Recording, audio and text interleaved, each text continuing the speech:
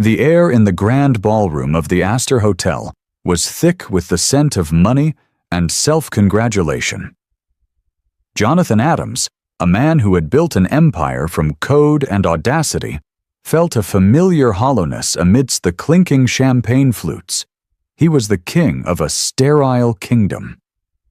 Then the spotlight found the guest speaker, a woman with a poise that defied the room's opulence. Her name was Lillian Brooks, a name he hadn't dared to speak in 3 years, not since he'd walked out on her, on their shared future, on the secret she had tearfully confessed just days before, that she was pregnant. He thought he had buried that life, but as she began to speak, her voice a calm river of strength, Jonathan realized his past wasn't buried. It was standing on stage, radiant and whole without him, and he was about to be swept away by the flood of his greatest regret. Jonathan Adams adjusted the cuffs of his Tom Ford suit, the fabric a silent testament to a life purchased with sacrifice. At 32, he was the CEO of Innovate, a tech behemoth that had revolutionized data security. His penthouse overlooked the sprawling city, a kingdom of blinking lights he commanded, but never truly felt a part of. His life was a meticulously curated series of boardrooms, first-class lounges, and empty, minimalist spaces. It was the life he'd chosen. Or so he told himself. Tonight, he was the guest of honor at the annual Futures Foundation charity gala, his company having pledged a 7-figure donation. It was a transaction. Like everything else in his life, he'd sign the check, shake the hands, and his public image would get a little brighter. He was listening with half an ear to the drone of the event's host when she walked onto the stage. Lillian. The world tilted on its axis. It wasn't just her face, which had haunted his quietest moments, but the aura she carried. The nervous energy of the girl he'd loved was gone, replaced by a serene confidence that seemed to anchor the entire room. She wore a simple, elegant navy dress, her hair styled in soft waves. She was the founder of Artful Hearts, the very non-profit his donation was supporting. The irony was a physical blow, knocking the air from his lungs. Art, she began, her voice steady and warm, is not a luxury. It is a language for souls that have forgotten how to speak. She spoke of helping at-risk children process trauma through painting, of giving a voice to the voiceless. She was captivating. 3 years ago, that same voice had trembled as she'd held up a positive pregnancy test in their sun-drenched apartment, her eyes wide with a mixture of terror and hope. "We're going to have a baby, Johnny," she'd whispered. He remembered the cold dread that had washed over him, eclipsing every ounce of love he'd felt for her. Morin Carter, his mentor and chief investor, had just given him the ultimatum. The Singapore deal, the one that would make or break Innovate, required his undivided attention for 2 years. "No distractions, John," Morin had warned, his voice like gravel. "A wife, a baby, that's an anchor when you need to be a rocket." Jonathan had chosen to be a rocket. He'd told Lillian it was over. He'd used cruel, clinical words. "I'm not ready for this.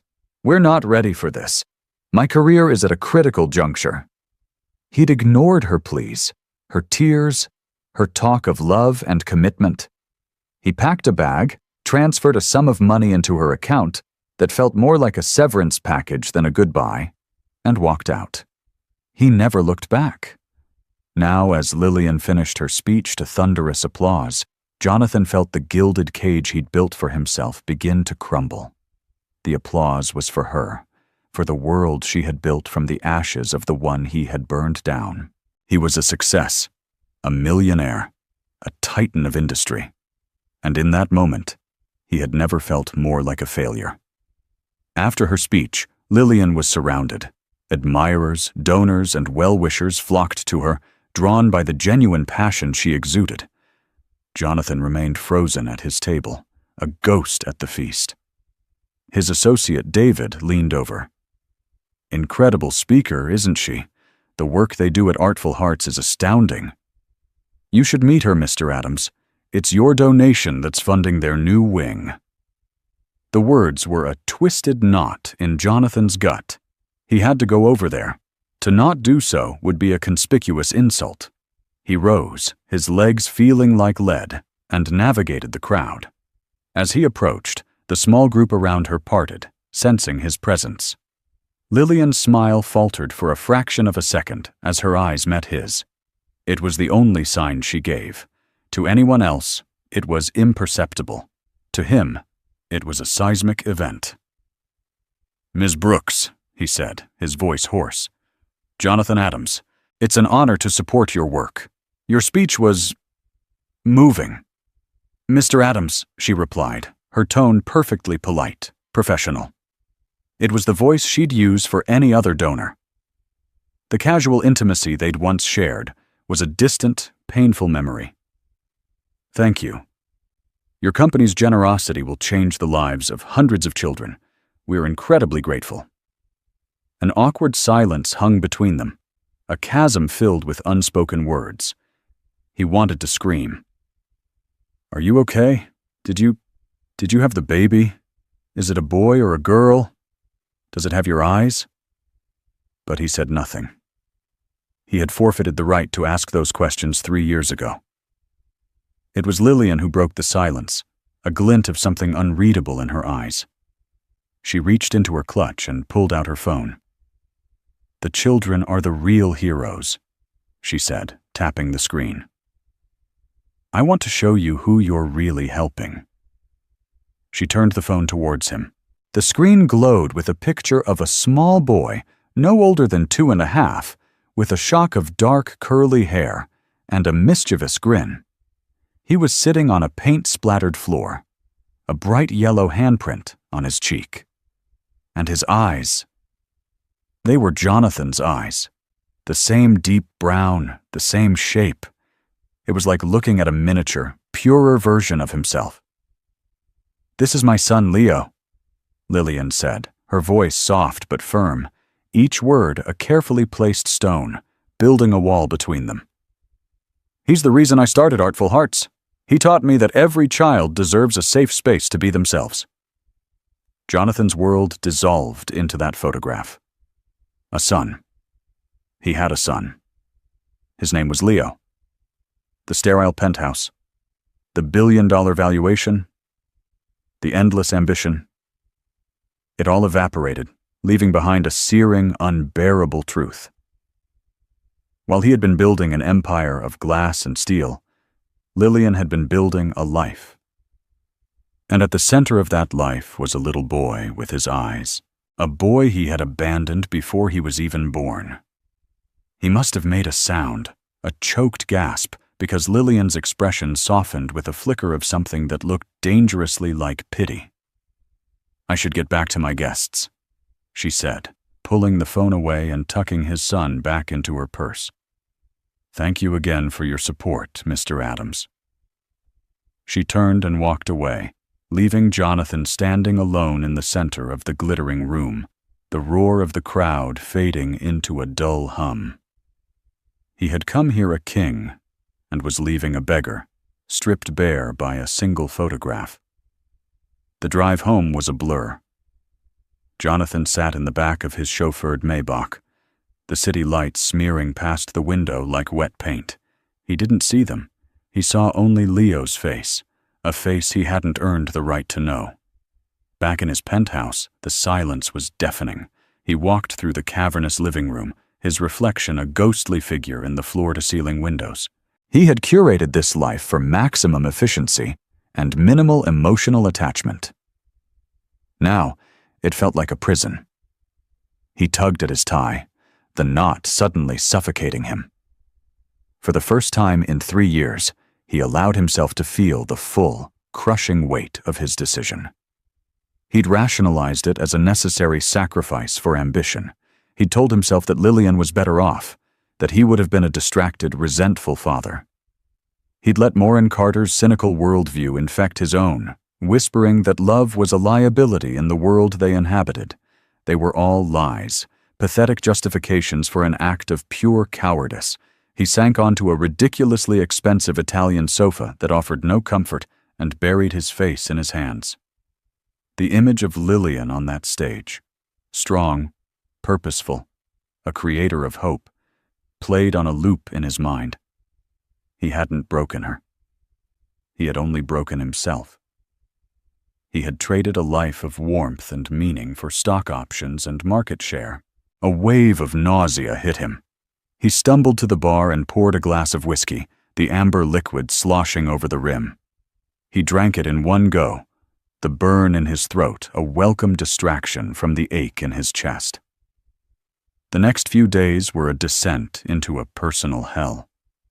Sleep offered no escape, his dreams filled with the ghost of a child's laughter he'd never heard. At work, he was unfocused, distant. He stared at profit and loss statements, but the numbers were meaningless. During a high-stakes video conference, he found himself sketching a child's face on his notepad, the curly hair and wide eyes a subconscious tic. He knew what he had to do. He couldn't undo the past, but he couldn't live in this self-inflicted purgatory either. He had to see her. He had to talk to her, away from the prying eyes of a charity gala, and he had to find a way to meet his son. His first instinct, the one that had guided his entire adult life, was to solve the problem with money. He could set up a trust fund for Leo.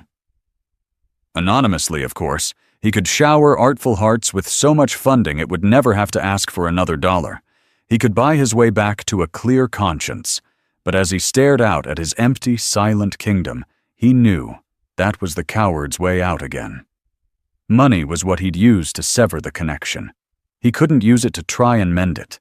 This required something he hadn't used in years: vulnerability, humility. It required him to be a man, not a millionaire. He found the address for Artful Hearts online. It was in a modest, gentrifying neighborhood, a world away from his downtown spire. Taking a deep breath, he picked up his phone. He didn't call an assistant or a driver. He called a taxi himself. A small, unfamiliar act of self-reliance. As the car moved through the city, taking him from his world to hers, Jonathan felt a terrifying, unfamiliar flicker of hope.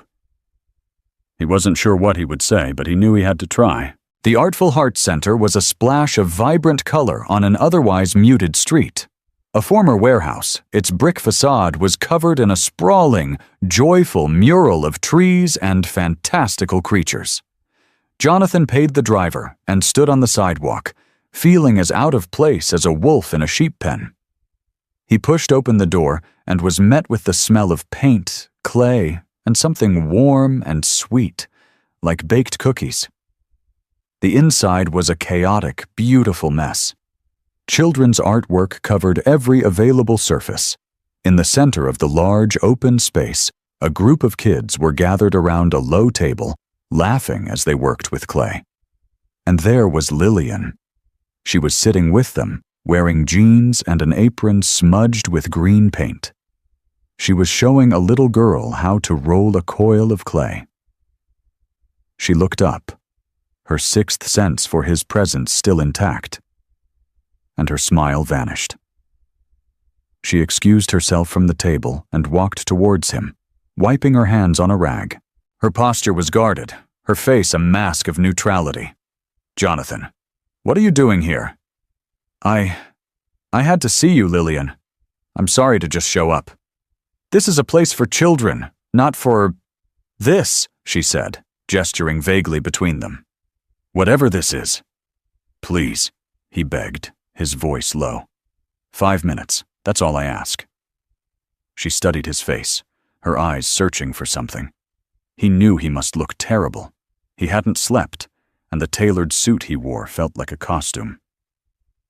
She sighed, a long, weary sound, and led him to a small, cluttered office off the main room. She closed the door, shutting out the happy noise of the children. "What do you want?" she asked, crossing her arms. "I saw the picture," he started, his voice cracking. Of Leo. My son." The words hung in the air. My son. He'd said it. Lillian's expression hardened. He is my son. I am the one who stayed. I am the one who went through 22 hours of labor alone. I'm the one who held him, fed him, and rocked him to sleep every single night for the last 3 years while you were closing deals in Singapore. Every word was a perfectly aimed dart, and they all hit their mark. I know, he whispered, shame burning in his gut. I know, and I can't tell you how sorry I am.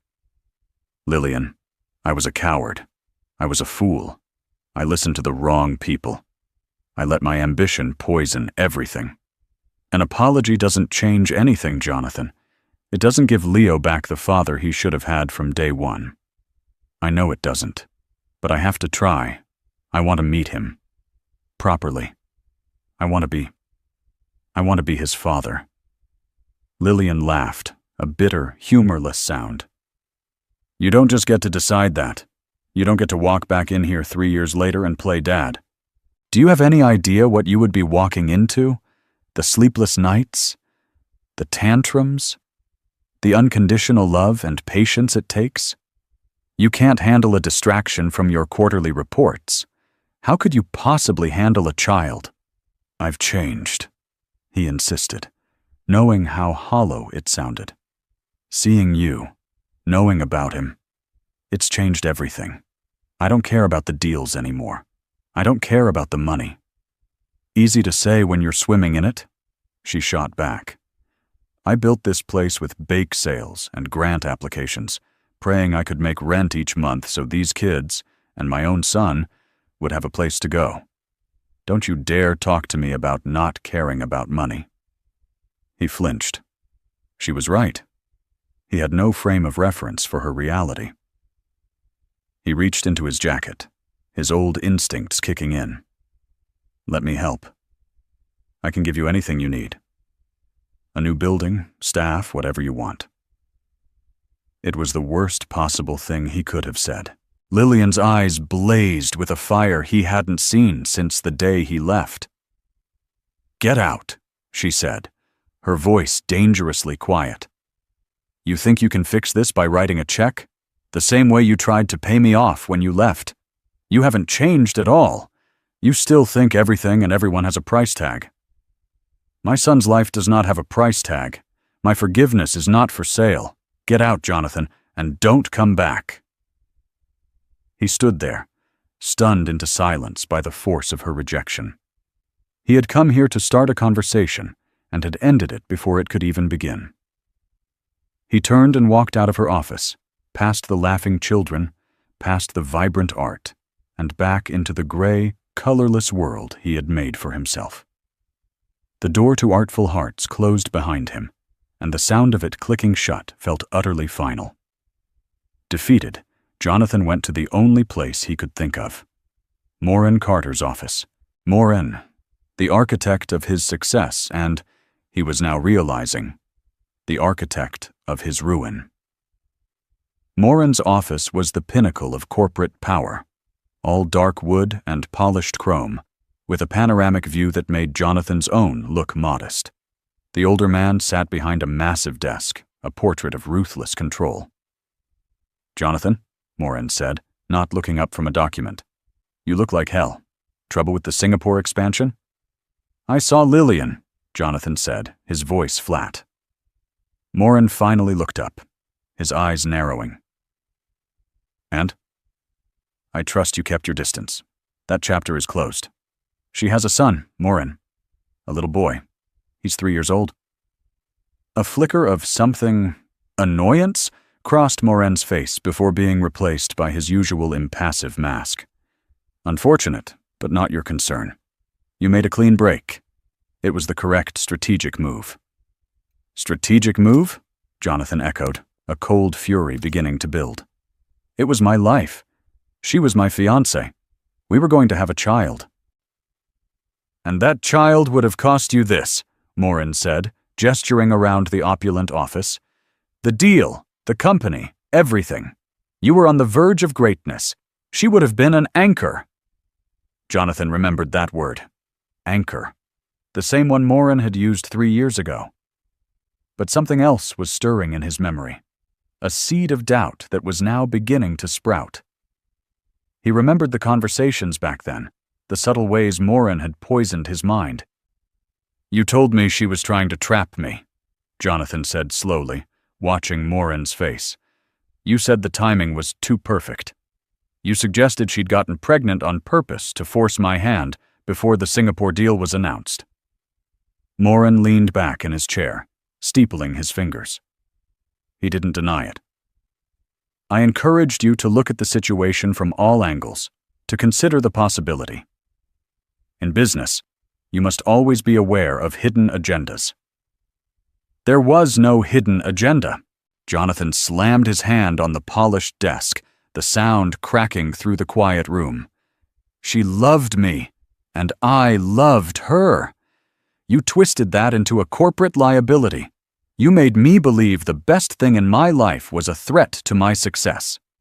I made you see what you needed to see to make the hard choice," Morin retorted, his voice steely. "And it paid off, didn't it? Look at what you've built. You're a titan, not some harried suburban dad." The contempt in Morin's voice was unmistakable, and in that moment, Jonathan saw him for what he truly was, a hollow man who measured life in dollars and saw human connection as a weakness to be exploited. He had modeled his life after this man. The thought was nauseating. "I went to see her today," Jonathan confessed, his voice dropping. "I offered her money. To help her. To help the boy. She threw me out. She said I hadn't changed at all." "Good," Morin said. "She's right. You haven't. You're a winner. Don't let this sudden sentimentality derail you. Write the check, send it through a lawyer, and move on." "No," Jonathan said, a new clarity cutting through his guilt. "That's your move. That's the man you are. It's not the man I want to be anymore."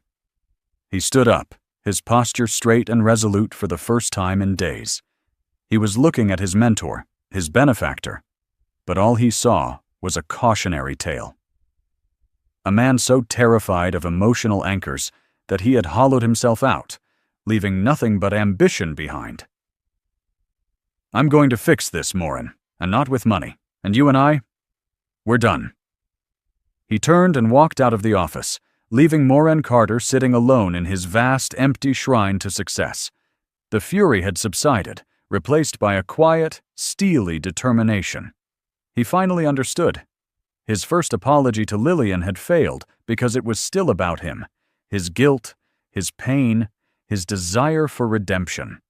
He hadn't truly seen the situation from her perspective. Now he did. He hadn't just broken her heart. He'd allowed another man to convince him it was a necessary business expense. To have any hope of earning a place in his son's life, he first had to earn back a shred of Lillian's respect, and that would require an act of complete and total surrender.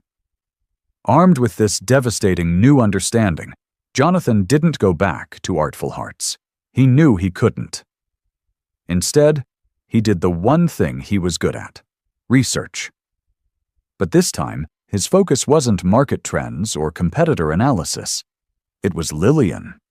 He spent hours learning about her work, reading articles about Artful Hearts, watching video interviews she'd given to local news outlets. He saw her passion, her intelligence, her fierce dedication. He learned about the grants she'd fought for, the community partnerships she'd forged. She hadn't just survived. She had created something beautiful and vital in the wake of his destruction. His next step was terrifying. He called his lawyer, but not to set up a trust fund. He instructed her to draft a formal petition. He was relinquishing any and all default legal claims to a paternal role, placing all power squarely in Lillian's hands. He was legally acknowledging Leo as his son, but ceding all decision-making authority to her unless she chose to grant it. It was a legal document of surrender, an admission that he had no rights here, only a hope for grace. He sent the document to her lawyer, along with a simple, handwritten letter. "Lillian, words cannot fix what I broke. I now understand the true depth of my failure, not just as a partner, but as a human being. I allowed myself to be manipulated by a man who sees love as a weakness. I let his poison seep into my mind, and I used it to justify the most unforgivable act of my life. That is my fault, and mine alone. I don't deserve your forgiveness. I don't deserve to know our son. I have come to accept that. But Leo deserves a father who is honest. And my first act as that man must be to tell you the complete truth. Enclosed is a legal document. It's not a tactic. It's a surrender. It gives you all the power, where it should have been all along. I am formally acknowledging my paternity and my financial responsibility, but I am relinquishing all rights. You decide what, if any, role I play in Leo's life. You can take this document, and I will never bother you again. Or if you ever feel he is ready, and you are willing, I would like to tell him I am sorry too. Whatever you choose, I will respect it. You have built a beautiful life for him. I will not be the one to damage it. Yours, Jonathan. He sent the package and then he waited. The silence was agonizing. Days turned into a week. He went to work and began the process of untangling himself from Moore & Carter's influence, reassigning projects and refusing his calls. He felt a strange lightness in doing so. Then, one evening, his phone rang. It was an unknown number. He answered with a trembling hand. Hello? Jonathan, it's Lillian. He sank into a chair, his heart pounding. Her voice was quiet, devoid of the anger from their last meeting. I got the letter, she said. And the documents? My lawyer says it's unprecedented. I meant what I said. He replied softly. There was a long pause. He could hear her breathing on the other end of the line. Why are you telling me about Moore & Carter? Are you trying to shift the blame? No, he said immediately. God, no. Nothing excuses what I did. I told you because you deserve to know the whole ugly truth. You deserve to know that I didn't just stop loving you.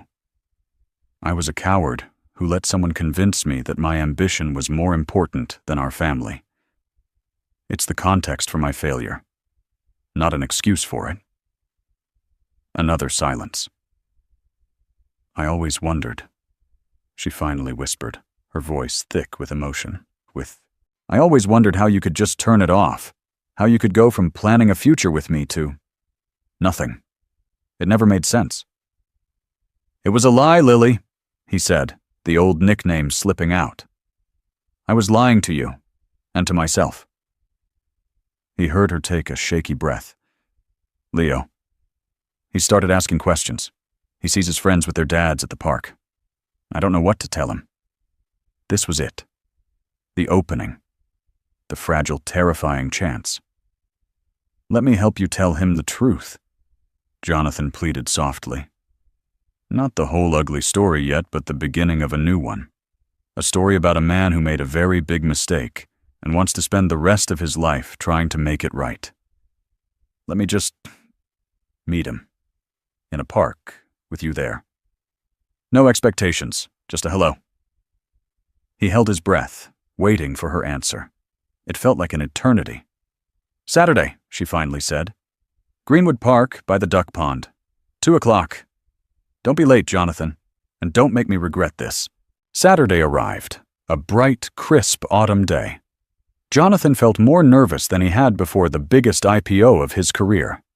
He dressed in simple jeans and a sweater, the suit feeling like a costume from a former life.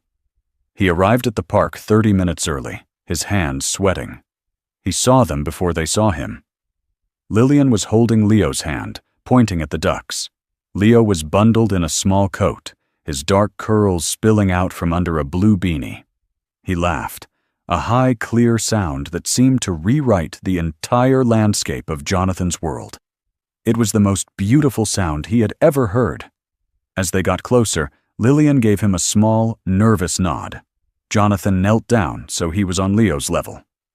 Hi there, he said, his voice gentle.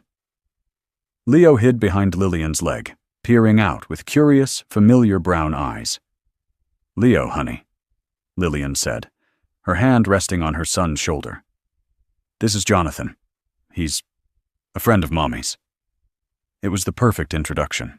No pressure, no weight. "I like your hat," Jonathan said, gesturing to the blue beanie. Leo mumbled something into his mother's coat. "He says thank you," Lillian translated, a faint smile playing on her lips. "It's his favorite." For the next hour, they simply existed in the same space. They walked by the pond. Jonathan didn't push, didn't try too hard. He commented on the ducks. He asked Leo what his favorite color was. It was yellow. When Leo stumbled and fell, Jonathan's arms shot out instinctively, but he stopped himself, letting Lillian be the one to comfort him, to brush the dirt from his knees. It was a painful, necessary lesson in boundaries. He was not the primary caregiver. He was a visitor. Slowly, Leo began to warm up. He pointed out a dog and looked to Jonathan to see his reaction. It was a small gesture, but it felt monumental. As the afternoon light began to fade, Lillian said it was time to go.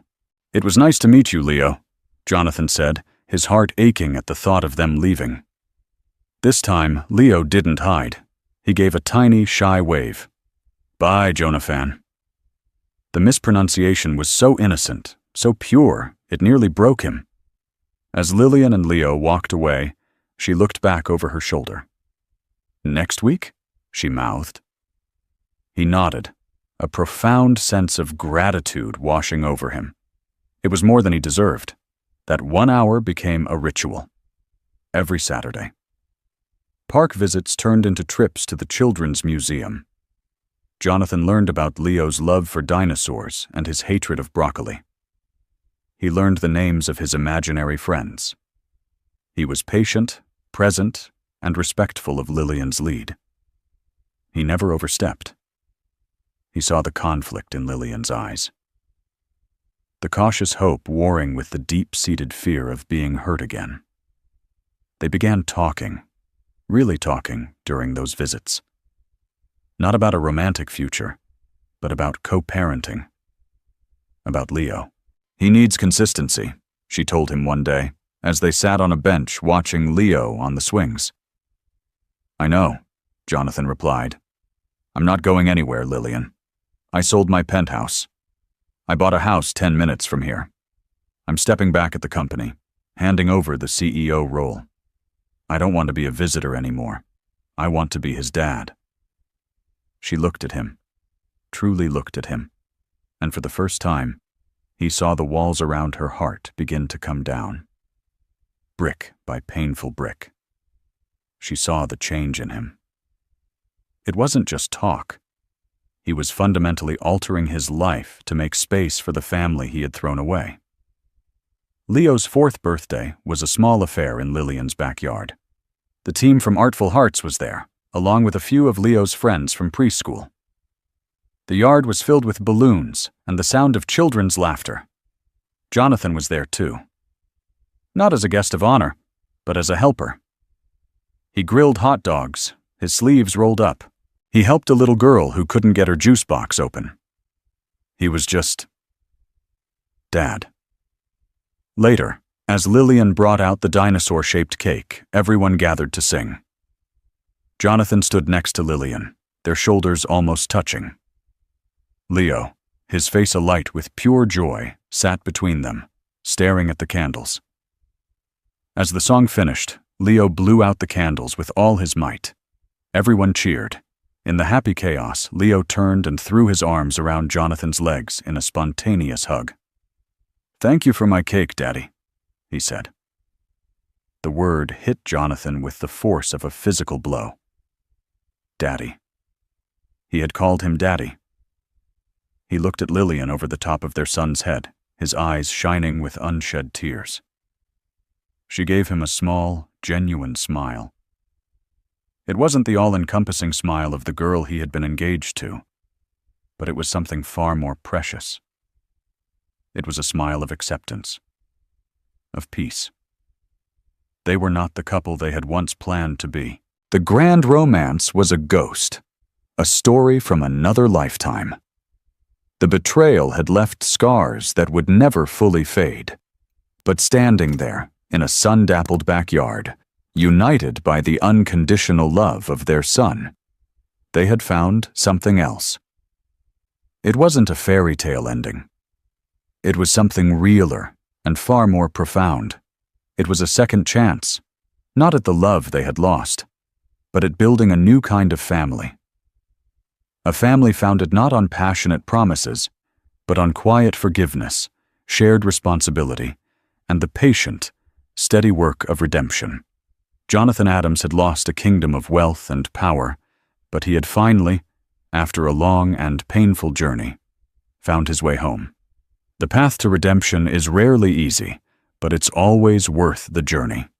Jonathan and Lillian's story reminds us that our greatest mistakes don't have to define us, and that true wealth is measured in love, forgiveness, and second chances.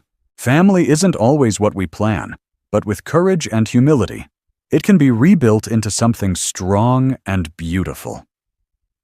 And that wraps up today's story. Now we want to hear from you. Where are you watching from?